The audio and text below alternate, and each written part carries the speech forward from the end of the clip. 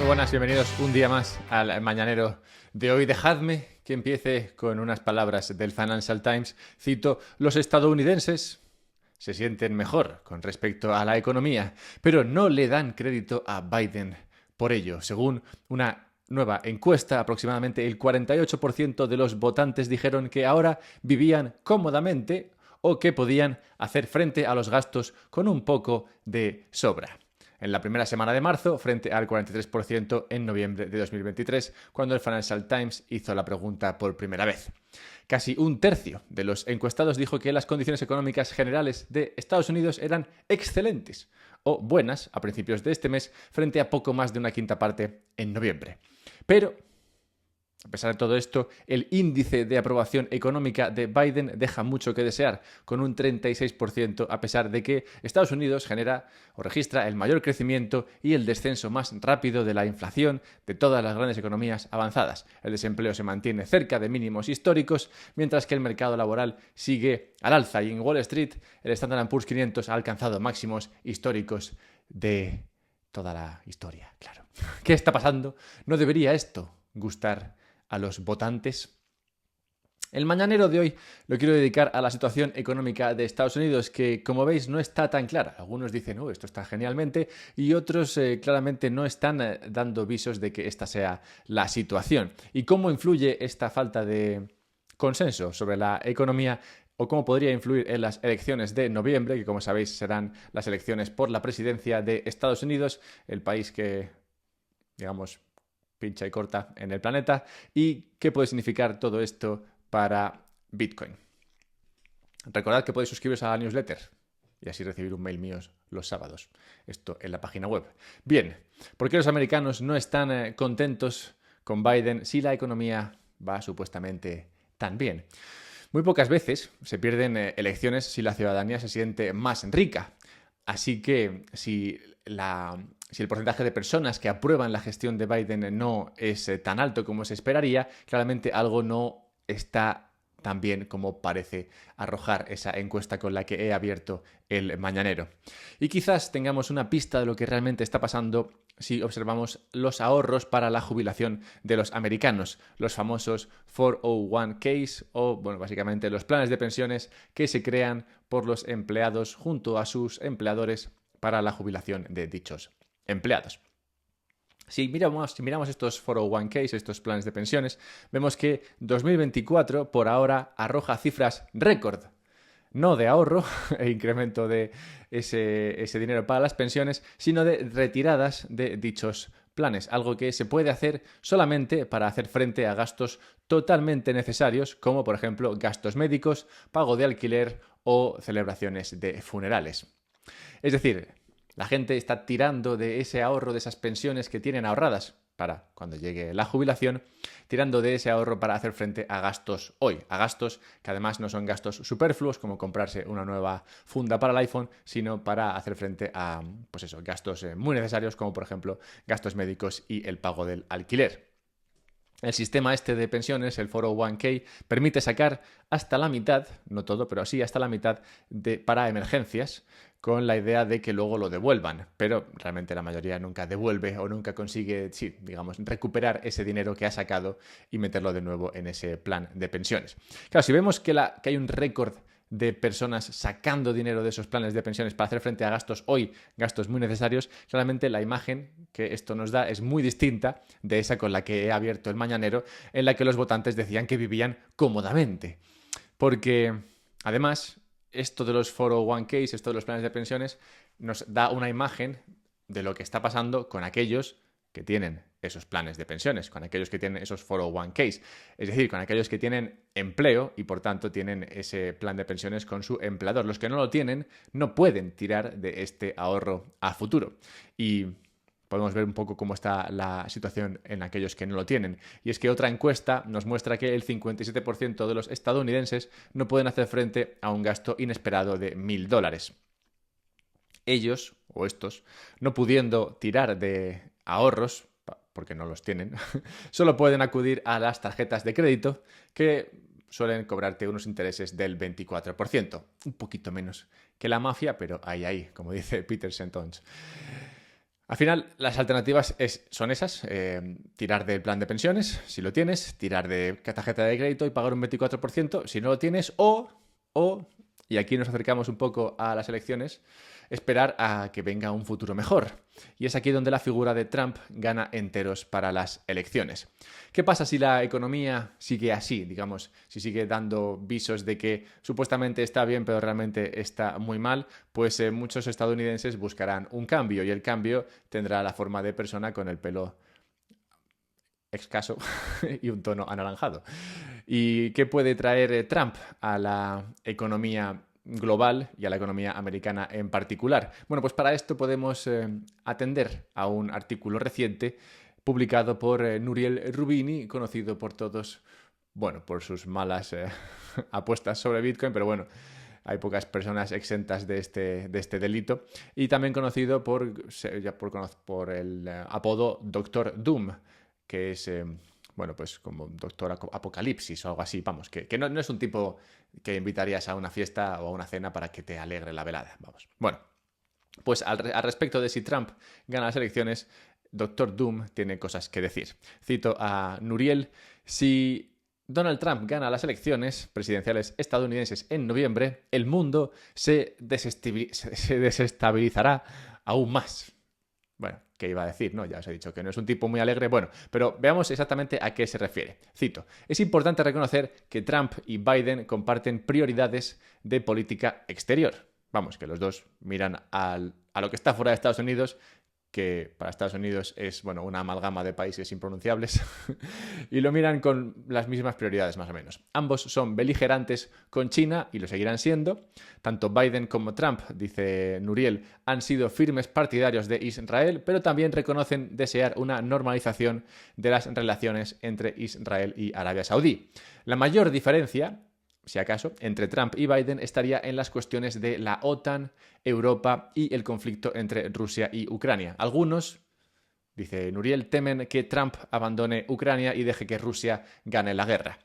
Bueno, a este respecto, la verdad es que cada día que pasa parece más probable que esto ocurra con o sin Trump en el cargo de presidente de Estados Unidos. Pero bueno, hemos visto que en lo que es política o geopolítica, tanto Biden como Trump no cambiarían demasiado. De hecho, Trump empezó con la pelea con China y Biden ha seguido igual. O sea que realmente no tienen visiones muy distintas en cuanto a la geopolítica, o al menos no parece, sobre el papel que las tengan. Pero entonces, ¿qué cambiaría realmente si viene Trump y se quita Biden? Bueno, sigo citando a Roubini: la mayor forma en que una segunda administración Trump afectaría a los mercados es a través de sus políticas económicas. Bueno, empieza a ser un poco más interesante esto. Dice: no hay duda de que las políticas proteccionistas estadounidenses se endurecerían. Trump ya ha dicho que impondría un arancel del 10% a todas las importaciones que lleguen a Estados Unidos. El tipo arancelario medio es actualmente de alrededor del 2% y presumiblemente aranceles aún más altos a las importaciones procedentes de China. Esto desataría nuevas guerras comerciales. Ya existe una con China, bueno, pues con otros países, incluso con sus aliados, los europeos, los surcoreanos y demás. Una guerra comercial mundial, dice Roubini, reduciría el crecimiento y aumentaría la inflación, lo que la convierte en el mayor riesgo geopolítico que los mercados deberían tener muy en cuenta en los próximos meses. Cierro cita.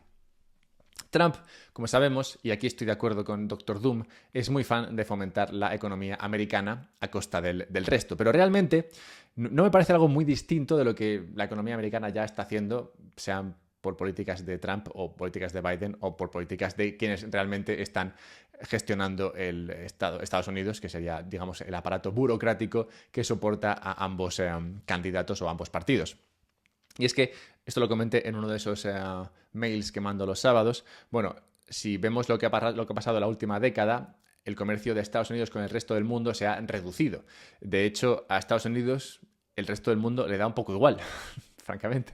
Y es que su consumo interno es el que hace la mayor parte del trabajo para sostener la economía y no necesita vivir tanto de las importaciones o las exportaciones, sobre todo estas últimas, para sostener su economía. O sea que lo que le interesa es principalmente lo que ocurre dentro de Estados Unidos y, por tanto, una serie de aranceles que dificulten el comercio aún más con el resto del planeta, pues sí, es preocupante, pero más preocupante para el resto del mundo, que exportaría menos o tendría más difícil vender en Estados Unidos que para Estados Unidos en particular. Dos implicaciones, por tanto, de todo esto que ha comentado Nouriel Roubini sobre la posibilidad de que Trump llegue al poder, y luego una tercera. Las dos primeras que quiero comentar son que el dólar podría perder atractivo, sobre el papel al menos. Realmente vemos que a pesar de que Estados Unidos, o el papel de Estados Unidos en el comercio global es cada vez menor, el dólar y su importancia es cada vez mayor. O sea que, aunque sobre el papel el hecho de que Estados Unidos se salga, digamos, del comercio global debería quitarle importancia al dólar, realmente no estamos viendo esto, pero bueno, en teoría algo así podría pasar. Y la segunda implicación es que la política monetaria americana, esto es lo que hace el Banco Central, la Reserva Federal, podría empezar a acompañar lo que hace la política fiscal, es decir, lo que hace el gobierno de Estados Unidos. Ahora mismo estamos en una situación en la que la política fiscal está como peleada, digamos, está riñendo con la política monetaria. Mientras que el Banco Central lo que hace es subir tipos para que los bancos estén menos incentivados más incentivados a prestar, pero la gente esté menos incentivada a pedir préstamos y contrayendo la cantidad de liquidez que existe en el mercado. Por otro lado, el gobierno lo que está haciendo es gastar como si no hubiese un mañana, sacando más dólares al mercado. Entonces, digamos que no están haciendo las cosas a la par. Lo que uno quita, el otro da. Pero si llega Trump al poder, es muy probable que a Jerome Powell, quien está al cargo de la Reserva Federal, le mande a, no sé, cultivar boniatos y ponga a otro que haga más las cosas según le guste a Trump. Si ocurriese eso, si tuviésemos una política fiscal laxa y un banco central también laxo, pues bueno, te puedes imaginar lo que podría ser el gasto de Estados Unidos en el sentido de creación de nuevos dólares. Lo que me lleva a la tercera implicación, que apunta directamente a Bitcoin. Las dos primeras, en todo lo que he dicho, yo creo que ya apuntan a positivas para Bitcoin, pero bueno, la tercera, digamos que se refiere directamente a Bitcoin. Y es que Trump lanzó recientemente una línea de zapatillas con la marca Trump. A ver, esto son cosas de Estados Unidos y que explican, o que explican un poco lo que comentaba antes del mercado interno americano. Claramente en ningún otro país el presidente podría lanzar una marca de zapatillas y venderla. Bueno, da igual. El caso es que lanzó esa marca de zapatillas, o esa línea de zapatillas con la marca Trump, y en una entrevista posterior dijo: me di cuenta de que muchas de las zapatillas se pagaron con Bitcoin. Y luego no podía creer la cantidad de dinero que había entrado en Bitcoin por esas zapatillas. Cuando le preguntaron si él mismo había comprado Bitcoin, Trump dijo: no, pero a veces dejo que la gente pague con Bitcoin. Y en otro momento de la entrevista, dijo Trump: he visto que ha habido mucho uso de eso, refiriéndose a Bitcoin. Uso en la medida de ahorro y uso en la medida de, pagar zapatillas con Bitcoin. Y dijo: y no estoy seguro de querer quitarla en este momento, añadió. Esto fue lo que dijo Trump en lo referente a Bitcoin, que la gente lo estaba usando, que estaba viendo que eso servía para algo, que le estaba molando el dinero que le estaba entrando con eso y que, por tanto, no estaba seguro de querer quitarla en este momento, en el sentido de no estaba seguro de querer eliminar Bitcoin, ¿no?, si llega al poder. Y quiero centrarme en esa frase, en esa palabra, ¿no? Querer quitarla. Que me parece que es bueno que lo diga así, porque de esta frase se destila que piensa que puede controlar Bitcoin. Y es bueno que piensen que lo pueden controlar. Así que, por todo esto, que llegase Trump al poder, me parece que sería positivo para Bitcoin. Dejadme 30 segundos para recordaros dos cosas y luego quiero hablar de por qué el oro y el Bitcoin deberían estar muertos.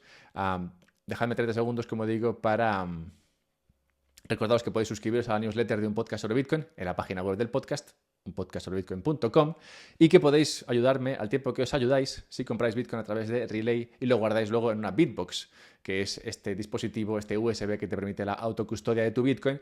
Y he de decir, además, anunciar que tanto Relay como Bitbox ahora han puesto mucho esfuerzo en permitir el uso de Lightning a través de sus servicios y productos. Ahora puedes transferir con Lightning desde Relay y puedes transferir con Lightning desde Bitbox. O sea que muy interesante cómo estos servicios productos te permiten interactuar con la capa superior de Bitcoin. Y, como digo, quería continuar hablando del oro y Bitcoin. Y es que hay un artículo del Atlantic que comenzaba el otro día diciendo lo siguiente, cito: esta mañana Bitcoin ha alcanzado un nuevo máximo histórico. Cierro cita. A ver, realmente no importa cuándo oigas esto, porque parece ser que cada mañana está alcanzando un nuevo máximo histórico. Dice, o continúa diciendo el Atlantic, parece imposible que esto se produzca. Tras 15 años de existencia, la tecnología, Bitcoin, no ha demostrado ningún caso de uso serio. Claramente, estos no han comprado zapatillas de Trump con Bitcoin. Dice, el hecho, continúa The Atlantic, de que nadie se ponga de acuerdo sobre para qué sirven las criptomonedas no ha impedido que la capitalización de mercado de todas ellas supere los 2,5 trillones de dólares, siendo Bitcoin un 1,5 trillones de todo esto. De hecho, dice The Atlantic, su absoluta inutilidad puede incluso haber ayudado. La falta de consenso sobre el propósito de las criptomonedas podría ser la razón por la que nunca mueren.